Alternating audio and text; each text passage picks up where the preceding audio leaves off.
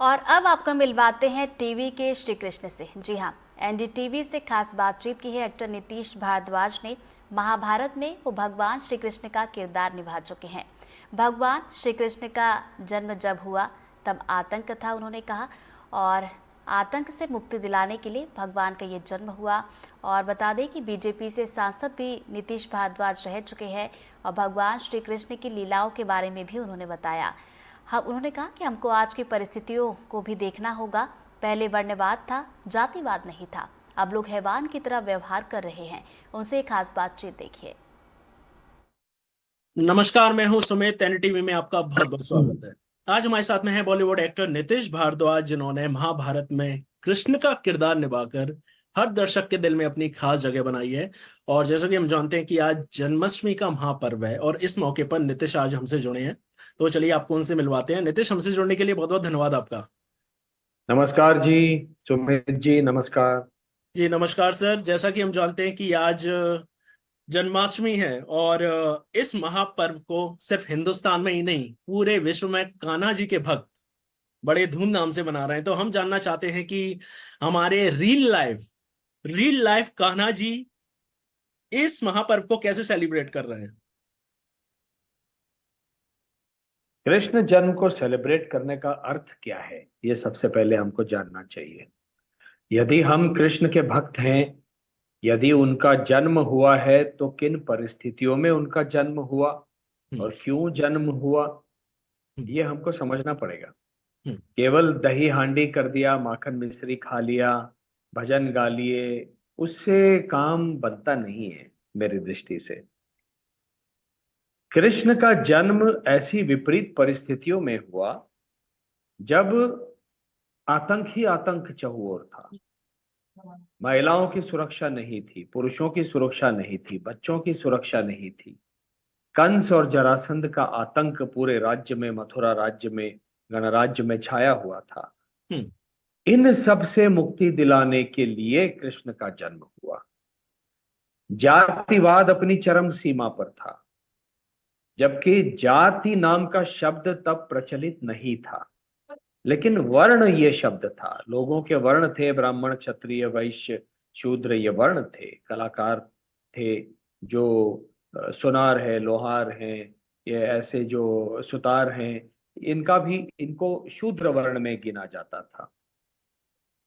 इनमें कहीं ना कहीं थोड़ी बहुत मात्रा में, आज की तरह नहीं लेकिन थोड़ी बहुत मात्रा में एक भेद था, है ना। भगवान और मनुष्य के बीच में भेद था। इंद्र कहते थे कि मेरी पूजा करो, और गोवर्धन गिरधारी के रूप में उन्होंने जो लीला की, तो उन्होंने दिखा दिया कि प्रकृति की पूजा होनी चाहिए। तो ऐसे कई सारे मुद्दे थे जब गुजर रहा था। समाज में लोगों को समझ में नहीं आ रहा था कि कैसे जिया जाए। तब जाकर कृष्ण ने, महाविष्णु ने एक अपना अवतार लिया और जन्म लिया श्री कृष्ण के रूप में। जी। तो आज अगर हम उसको मना रहे हैं तो आज हमको ये देखना होगा कि क्या आज भी परिस्थिति वैसी है? हम्म। क्या जातिवाद चरम सीमा पर नहीं है? हम्म। और भी बट गए हैं, जबकि तब वर्णवाद था, जातिवाद नहीं था। हम्म। अब तो वर्ण कोई मानता ही नहीं है, जानता ही नहीं है, समझता ही नहीं है। हम्म। केवल जात समझते हैं लोग। वो जातिवाद राजनीति के माध्यम से चरम सीमा पर पहुंच गया है। महिलाओं की सुरक्षा नहीं है, हम्म। किसी की सुरक्षा नहीं है। हम्म। आज बच्चों की सुरक्षा नहीं है। आज हमने जो कोलकाता और बदलापुर, मुंबई में जो देखा है, हम्म। क्या हमको लगता है कि मनुष्य जो है वो मनुष्य की तरह से बर्ताव कर रहा है? हम्म। मनुष्य तो, पुरुष जो है वो हैवान की तरह से बर्ताव कर रहा है। 3 और 4 साल की बच्चियां यदि सुरक्षित नहीं है पुरुष से, तो समाज में आतंक हम्म। है ना। हम्म। तो इसलिए यदि हमको कृष्ण जन्म मनाना है, तो उस कृष्ण के, उन कृष्ण के वो जो गुण हैं जो उन्होंने पुनः आकर स्थापित कर दिए, उनको अपने हृदय में जागृत करना पड़ेगा। नितेश जी, उनको समाज में स्थापित करना पड़ेगा और उन गुणों के लिए लड़ना पड़ेगा। नितेश जी, भगवान श्री कृष्ण के कई गुण हैं, तो आप पर्सनल या प्रोफेशनल उन गुणों में से कौन सा एक गुण है जिसको आप फॉलो करते हैं? कोई एक गुण फॉलो नहीं कर सकते आप, वो पूर्ण पुरुषोत्तम है ना। उनके तो इतनी 16 कलाएं और इतने सारे गुण हैं कि उनके उनके सारे गुण जो हैं वो प्रसंग के अनुसार आपको दिखाई देते हैं। जो जैसा प्रसंग सामने आ गया, है ना। तो जहां उन्होंने वर्ण भेद देखा तो उन्होंने माखन चोरी की लीला की।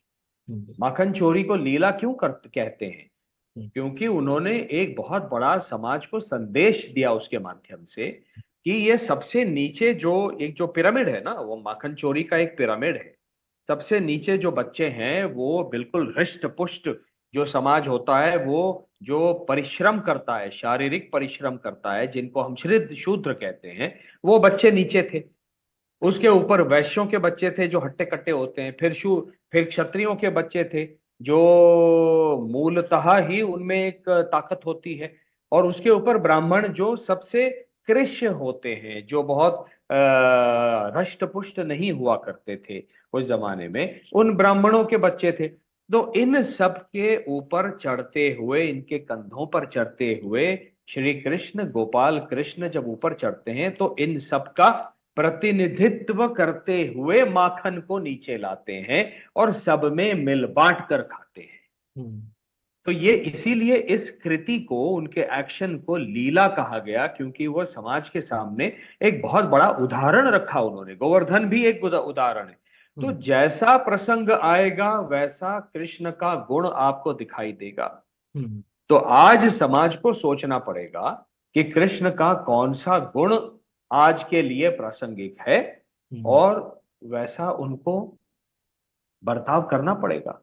हम अगर कृष्ण के भक्त हैं, यदि मैं मानता हूं कि मुझ में, मेरे भीतर कृष्ण है, कृष्ण ने कहा हम ब्रह्मास्मि, हम्म, मैं भगवान हूं, मेरे भीतर भगवान है। हम्म, भगवान हूं का मतलब क्या है? कि मैं भगवान हूं, आप भी, आपके भीतर भी भगवान है। तो यदि हम कृष्ण के भगवत स्वरूप को मानते हैं, तो उनके आज के लिए जो प्रासंगिक उनका जो गुण है उसको साथ में लेकर चलना होगा, उसको भीतर जगाना पड़ेगा। केवल भजन कीर्तन करने से हमारा जन्माष्टमी का उत्सव पूर्ण नहीं होता, ये मेरा मानना है। और आपके माध्यम से मैं लोगों से कहना चाहता हूं, केवल कैंडल मार्च करने से काम नहीं चलेगा। आज हमको कृष्ण की तरह कठोर बनने का समय आ गया है। कृष्ण ने जब अर्जुन से गीता का पाठ उनको पढ़ाया और कहा कि ये सारे जो है ताऊ वगैरह, भ्राता है तुम्हारे, ताऊ हैं, दादा हैं, परदादा हैं, हाँ, इनको इस रूप में मत देखो, ये अधर्म के पक्ष में लड़ रहे हैं, ये देखो। और कर्ण तक को मरवा दिया, क्योंकि हम्म। उसी कर्ण ने गलत काम किया था अभिमन्यु को मारते मारते हुए, पर है ना। नितेश जी, आप, तो ने मुझे पूरा करने दीजिए, जी जी बिल्कुल। मुझे पूरा करने दीजिए। तो ये आज के समय में यदि हमको कृष्ण जन्म को मनाना है, तो हमको कृष्ण की तरह कठोर बनना होगा। और मेरा तो ये मानना है, मैं ये सरकार से आपके माध्यम से ये अनुरोध करता हूं कि अब वो दिन जो है ना, दो आंखें 12 हाथ, एक फिल्म आई थी, हम्म, वो महाराष्ट्र में एक राज्य था, एक राजा का संस्थान था जिसका नाम था औंध। वहां पे उन्होंने ये एक एक्सपेरिमेंट किया था कि हम्म, वहां से जेल में से कुछ लोगों को लाकर उनको अच्छा बनाने की कोशिश करना, और वो किस तरह से अच्छा होते हैं, हम्म, अच्छे बन जाते हैं।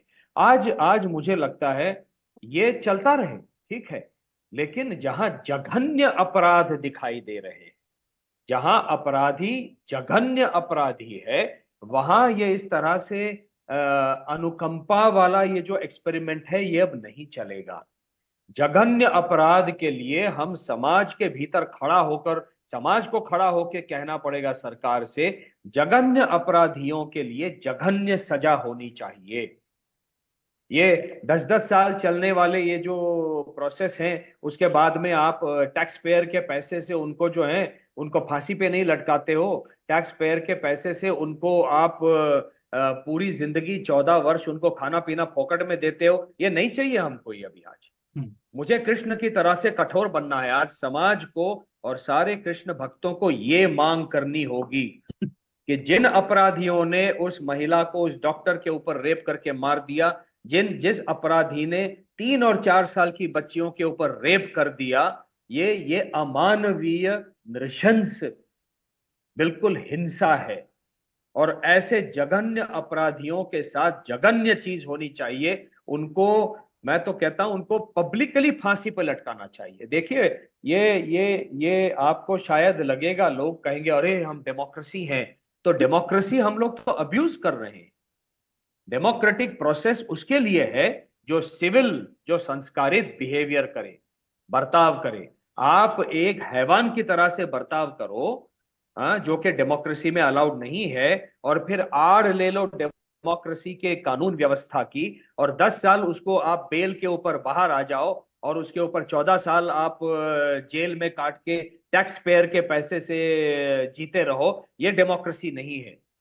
मैं कहता हूं एक व्यक्ति को पब्लिकली फांसी दे दो, एक व्यक्ति को पब्लिकली सबके सामने फांसी दे दो, सबके सामने उस व्यक्ति को नंगा करके, पहले जमाने में गधे के ऊपर बिठाते थे, मुंह में कालक पोतते थे और पूरे गांव में घुमाते थे, है कि नहीं? घुमाओ उस बंदे को, वैसे पूरे गांव में घुमाओ उसको, पूरे शहर में, मुंबई और थाने शहर में, बदलापुर में घुमाओ, कालक पोत दो उसके ऊपर और उसको पब्लिकली फांसी दे दो। जब तक ये नहीं होगा तब तक इस तरह के अपराधियों के मन में दहशत नहीं होगी अपराध करने से पहले। कानून व्यवस्था का काम केवल अपराध का दंड देना नहीं है, वो दंड इस तरह से देना होगा कि आगे आने वाले समय में अपराधी अपराध करने से पहले डर जाएं और सोचें कि भैया मेरे साथ तो ये होगा, और वो अपराध हो ही ना, वो अपराध ना हो, ऐसी दंड व्यवस्था कानून की होनी चाहिए। उसको मैं कानून व्यवस्था मानता हूं। और इसीलिए आज अनुकंपा, अनुशंसा, इसका समय अब बीत गया है। आज की जन्माष्टमी मेरे लिए कृष्ण की तरह मन को कठोर करने की जन्माष्टमी है। ये मैं आपके माध्यम से पूरे समाज को कहना चाहता हूं। जी नितेश जी, मेरा आपसे जाते जाते एक आखिरी सवाल, अब आप किस तरीके से सेलिब्रेट करेंगे? क्या आपने खाने में पकवान बनाया है? क्योंकि ये सबसे ज्यादा आपके व्यूअर्स जानना चाहते हैं कि सेलिब्रिटी, हमारे पसंदीदा एक्टर क्या खाते हैं। मैं इस पे, ये वो सब वही लोग करते हैं सब। ये आज पकवान बनाने का दिन चला गया। आई एम सॉरी जी सुमित जी, मैंने जो बात कही है उसको बगैर एडिट किए उसको चलाइए। जी आज समाज की आंखों में अंजन डालने का समय आ गया है। कैंडल मार्च का समय नहीं है। आज समाज को खड़ा होना पड़ेगा, अपने बेटों को, बेटियों को, छोटी छोटी बच्चियों को, उनको प्रोटेक्ट करने के लिए खड़ा होना पड़ेगा। पकवान खाने का दिन चला गया। जी पकवान तो हर कोई खा ही लेगा, मैं भी बना रहा हूं, पकवान बनवा रहा हूं, हर मंदिर में पकवान बन रहे हैं। केवल पकवान तक जन्माष्टमी के उत्सव को सीमित मत कीजिए। जी कृष्ण की यदि पूजा करनी है तो प्रसंग के अनुरूप कृष्ण की तरह एक एक गुण अपने भीतर जागृत करना समाज सीख ले।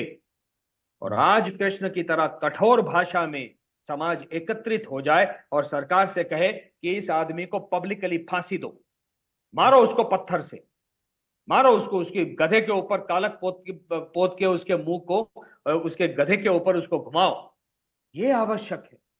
कृष्ण जन्माष्टमी पकवान तक सीमित मत कीजिए सुमित जी। पकवान तो हर आदमी खा लेगा, वो रोज खाता है, जन्माष्टमी में विशेष क्या है? जी है ना?